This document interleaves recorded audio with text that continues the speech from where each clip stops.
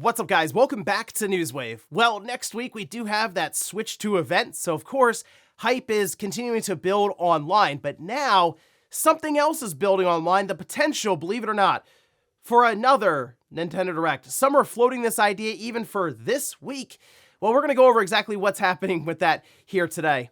Also, we are going to be talking about an entire playthrough of a prototype build, one for Until Dawn, and based on this PlayStation 3 version, it seems like maybe the vision for it was a bit different than what we ended up getting. And then we also have a big release that seems set up for 2025, getting banned in a certain country. Well, based on their history, actually shouldn't be that surprising. All of that and more, guys. If you enjoy this video, make sure you hit that like button.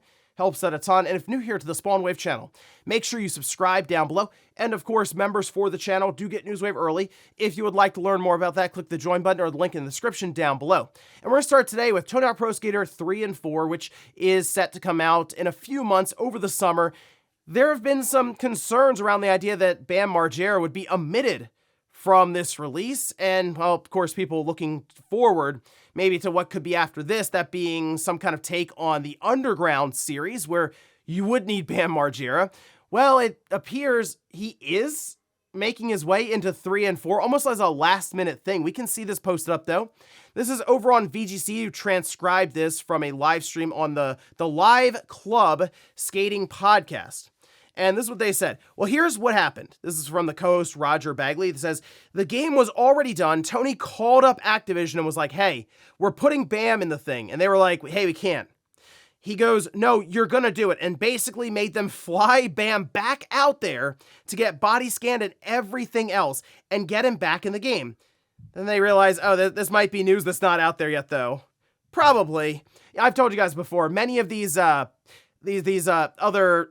forms of entertainment stuff, they look at gaming and they don't get it. Like, the secrecy around it, right? Now, this seems to be a last-minute thing, and Tony Hawk obviously pushed hard for it, which maybe he's also thinking about the future for something like Underground, where you kind of would need Bam Margera for that. So this is good news. Seems like maybe something they'll reveal as they get closer to release then, if this is correct, which it seems like VGC also reached out to Activision and Microsoft for further comments. So we'll see if they mention it. Otherwise, maybe we'll get a big trailer just ahead of launch introducing Bam Margera for the game. Also, it looks like we should be getting news around Indiana Jones for the PlayStation 5 today. This was posted by Bill over on Twitter X saying, Indiana Jones and the Great Circle on PS5 will be announced on March 24th. We're expecting this, believe it or not, to be coming out before Forza Horizon 5 on the PlayStation 5 next month. So, yeah, this is going to be an interesting month in April for Microsoft with releases all over the place. They have an exclusive look on its box arts. It also seems that if you buy it physically, you would still need to download some portion of the game, which is very unfortunate to see that in general. It's become a trend with the industry as it is, since we know we are kind of trending towards the idea of just no physical copies. And when you have games that are more than 100 gigabytes, it's like, hey, we're not going to package in 2 Blu-rays. That's too expensive. That said, it's $70, you know. So either way, though, Indiana Jones seems like it's set up for its reveal today, with the release date, box art, pre-orders, everything going live, I'm sure, so keep an eye out. Oh, and here's some exciting news for Claire Obscur Expedition 33, this over on their official website. They say 33 days to go, Expedition 33 has gone gold. Seems like maybe they plan that out a bit there, but they go on to just kind of reflect on the journey here, and they're letting us know it's ready to roll for the end of April, and I'm really looking forward to this one releasing April 24th. In fact, they have a nice little countdown timer here at the bottom. So this is, I mean, it's exciting stuff. It's going into Game Pass as well, so even if you're unsure about the title, which for me, I look at, I'm like, yeah, I'm there day one. Absolutely get those Lost Odyssey vibes, and they themselves kind of calling back to some of those older RPGs from, it sounds weird to say older back in the day with the Xbox 360, but I mean, it's a console that's going to be 20 years old at the end of 2025, so there you go. But still kind of calling back to that era of RPGs. Yes, that's exactly what I want to hear, and just based on what we've seen, makes a lot of sense. So yeah, I'll be there day one on the 24th. Good to hear that it's ready to go. I mean, a month ahead of time, so good stuff. And guys, with some of the quick news out of the way, let's get into the bigger stuff. Let's start right away with Nintendo and the potential for them to maybe surprise us a bit this week. See, all of us, I feel like at this point, are looking towards next week, April 2nd with the big Switch 2 blowout event, where we'll see, I'm sure, all kinds of games, release date for the system, launch titles, pricing, accessories, the whole thing. Like, we'll basically know everything, I assume, about the Switch 2 after that event, and then it'll be a big rush to its eventual release. Third parties getting involved. Should be a lot of fun. Well, it also seems like maybe Nintendo isn't necessarily forgetting about, the current Switch, and maybe that's what we could see this week. So I had people messaging me about this, and I also started to see Nintendo Direct pop up online. I'm like, okay, what's going on here? Well, seems to stem back to, I'm not kidding, this post. This is from Andy Robinson, who just posts like a thinking face. This is quote tweeting Stealth, who's mentioning the fact that, hey, Nintendo, they don't really have it's kind of a drought of Nintendo news now. They don't have any releases technically dated at this point, and that is correct. If you look at their current schedule, I mean, yes, they have Pokemon Legends ZA, they have Metroid Prime 4, but neither of those have release dates. With Xenoblade Chronicles X Definitive Edition now out, there's nothing dated on their calendar at this point, and you have to remember, when April 2nd happens, they're not shadow dropping anything. If it's all Switch 2 stuff, which we assume that's going to be the case, well, the games aren't going to be available until the system comes out, and let's say it is a late May, sometime in June. Just throwing it out there as the release date. We're going to go all the way to that point until the next release for Nintendo. And we still have some rumored stuff kind of going around right now that Nintendo has slated for the current Switch, and we also assume there'll be cross-gen stuff. And then also just releases in general for the Switch that, yes, will work on the Switch too. Well, to follow this up, Necro Felipe did post this, kind of just piggybacking off of that. So Nintendo is really an unpredictable and funny company, right? Keep an eye on this week. What if? And these are the things that people were messaging me just to kind of take a look at. Well, then after this, we had fanboards kind of break down into this conversation around the idea that, yeah, there would be some sort of event planned for this week, as it seemed like people were teasing the idea of that. Now, I will say it has kind of gotten to the point now where people are expecting a general Nintendo Direct. I don't know if I would necessarily go all in on that idea, some big 40-minute event from Nintendo. There could be an indie world, very possible. I also want to float the idea that, yes, it could be Nintendo doing their quote-unquote Twitter Direct. They could say, show up on Tuesday and go, hey, Kirby Planet Robobot is coming out next month, or it's coming out in June or something like that. The Metroid Prime 2 and 3, those remasters, have been rumored for quite some time. Hey, here they are, they're coming out next month, and one's available right now even. They could also do something with Legend of Zelda, with the Wind Waker.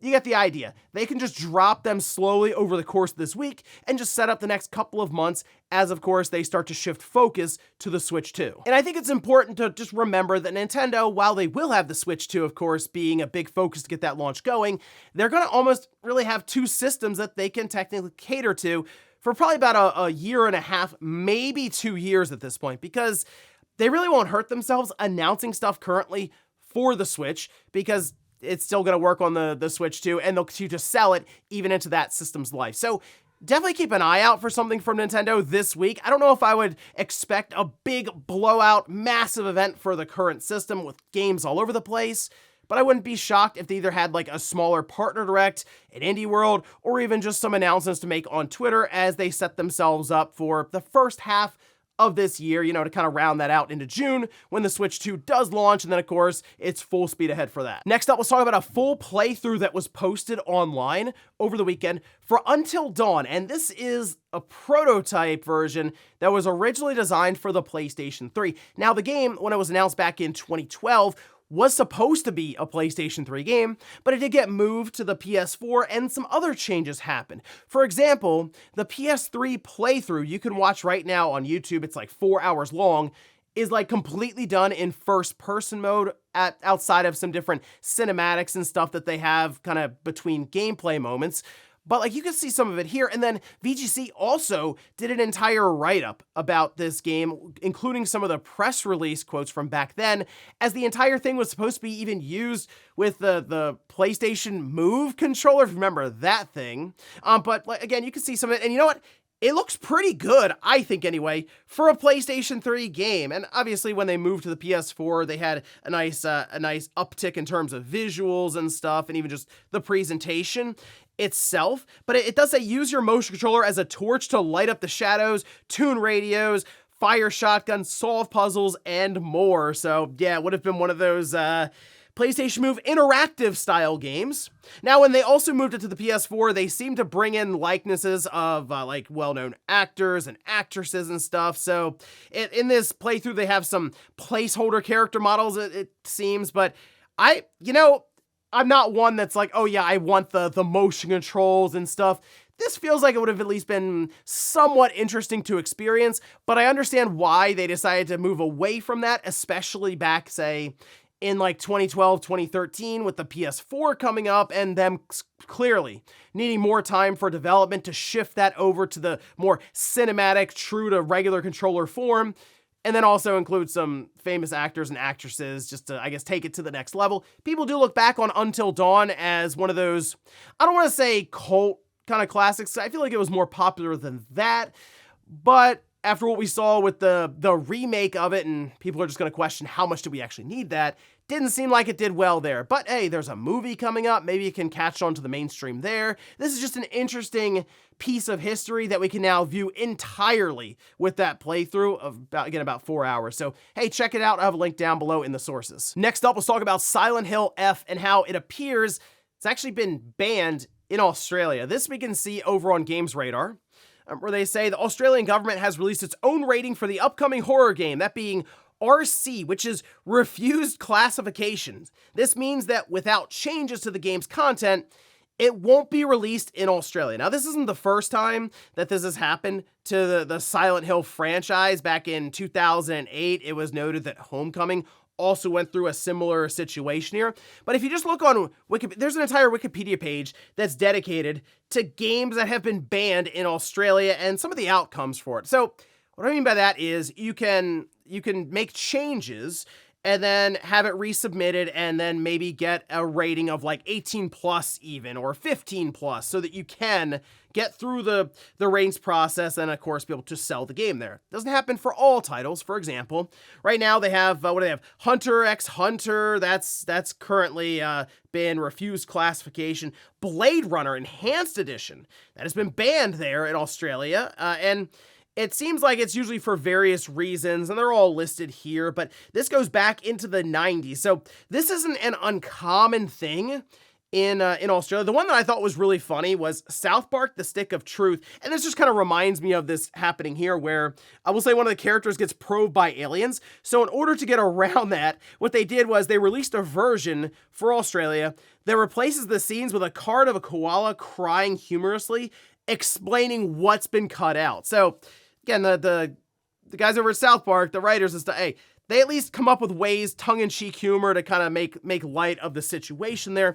But really, it just has, at this point, in Australia, having to cut things out, censor stuff in order to meet their very strict criteria, as again, you're seeing with the list of games that have been refused classification. Now, Silent Hill F, we've already seen the stuff where it has like the warnings and everything, like before you start playing the game, or even just on the page itself for buying the game. So it seems like this is going to be a very, I'll say, interesting title. It's going to push the boundaries, I feel like, in general, with a lot of the stuff they're trying to do with the psychological horror stuff. And in a way, it kind of makes me more interested, and I'm sure many other people more interested in what's going on here. And it might be a good marketing ploy to be like, hey, we're banned in some countries. That's the level this game is on. And I think people will be like, okay, well, I got to check this one out. So we'll see if they're able to figure out a way to maybe get past this refused classification.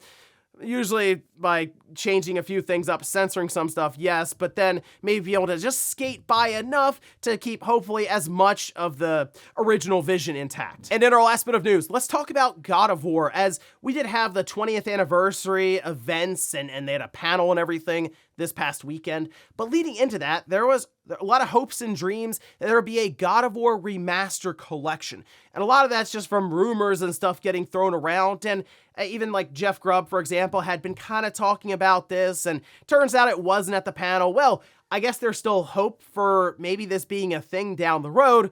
Turns out that rumor has morphed a bit from the remastered stuff now to, a whole new piece of content? We can see this posted up though. This is over on Jeff Grubb's official account saying, okay, everyone keeps asking about this, so I've tried to find out more. There's still a Greek God of War thing coming out this year, but it's not a remastered collection. It's a new side story project. Okay. This is strange because, of course, it seems like the remastered collection is a slam dunk. It would make Sony, I assume, easy money because they don't have to build the games from the ground up, although I guess they could do a big remake overhaul for it, but even if they just remastered them and move them over so you could play outside of having to stream the games, which is like how you mostly experience the Greek saga, 1 and 2 being streamed, 3 you can play, of course, natively through PlayStation 4 backwards compatibility. You know, I do think of the God of War Valhalla, that the DLC they released, there were some things, I'll say, that kind of tied that to the Greek saga. I almost wonder if this is them kind of playing off that a bit more, and we would have an entire side story, kind of like their Lost Legacy, Uncharted Lost Legacy kind of release, right? Not full price, not like an entire game necessarily, but like a smaller piece of content, smaller release at a lower price, and they kind of put it out there. Now, my question is, would it still be the same kind of gameplay style from the Norse mythology, or would they go back to the more like zoomed out action like beat 'em up style from the first 3 God of War games in the Greek mythology? That's the big question here. I feel like they are going to do something with the anniversary for God of War. It would only make sense from a game perspective and a business perspective. So that's kind of where this whole thing has led to now. Not necessarily the remasters, again, that could still happen, but now apparently shifting focus over to a new, smaller release, maybe coming out later this year, we'll see. And before we go to the comment of the day, we'll take a look at the poll that I posted up yesterday, where I ask, will Nintendo make any game announcements ahead of their Switch 2 event on April 2nd? Okay, 83% just say no. Hey, 17% of you out there have some hope that something will happen this week. And the funny part is, it actually makes sense that something would happen, like Nintendo at least start setting a game release, date something over the next couple of months, because April 2nd isn't going to all of a sudden just bring releases over the next month or two. They would have to get to that Switch 2 like console release before those games start coming out. So it makes sense. It's just, it is a weird time to do it, unless they're thinking, hey, you know what? Let's get the party started early. Let's just start announcing some stuff on Twitter. I still think that's the most likely scenario, and would certainly catch people off guard if they just started making random announcements of even just ports coming from the 3DS with Planet Robot, or from like the Wii U with The Legend of Zelda Wind Waker, Twilight Princess, just as examples. So hey, I guess if nothing else, we'll know by Friday, looking back on this, if we did have Nintendo drop some random surprising announcements. And we'll finish up with the comment of the day, as you're seeing here. This is from Lord, who says, Romance of the Three Kingdoms 4 was a top-tier Super Nintendo game. Right alongside Final Fantasy VI and Chrono Trigger, it was 1995's biggest release with my friends and I. We played 8-player multiplayer on that game for days. I had to go double-check the box just to see, because you can look at the box art, of course. Yes, indeed, on the back, if you zoom in, it says 1 to 8 players. That is actually really cool for a Super Nintendo game, although looking at the gameplay and everything, I assume you just pass the controller around and take turns, almost like Risk or something. That is still really cool to be able to have that, like with a bunch of friends around and you guys are really into the game, just kind of pass the controller around for an afternoon playing something like this. But I will say again, looking at the gameplay, it's still just not something for me, and I understand why, being a bit younger, I was kind of like, I don't get it. But hey, if you did and you had some friends, seems like it'd be a really interesting and unique experience on a 16-bit system. And ladies and gentlemen, that's going to do it here for Newswave. If you enjoyed this video, guys, hit that like button. If not, hit the dislike. Leave comments down below about everything we talked about here today. If you missed last week's Newswave, I'll leave it up here in a card, or maybe we'll hear about what I think could be a huge improvement for the Switch, going to the Switch 2 when it comes to the hardware, and specifically that screen. I'll leave it in a video right below it. Thanks guys for watching, and I'll see you next time.